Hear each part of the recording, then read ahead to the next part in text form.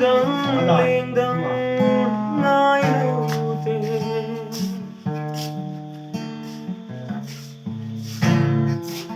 hóa là nó có thể rất kiểu 너 패션 어때? suy luôn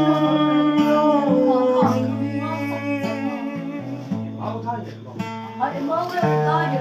lỡ tên 너 패션 얼럭도 việc gì mà bộ sống là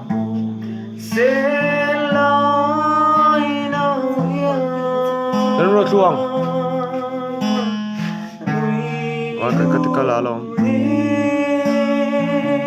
rồi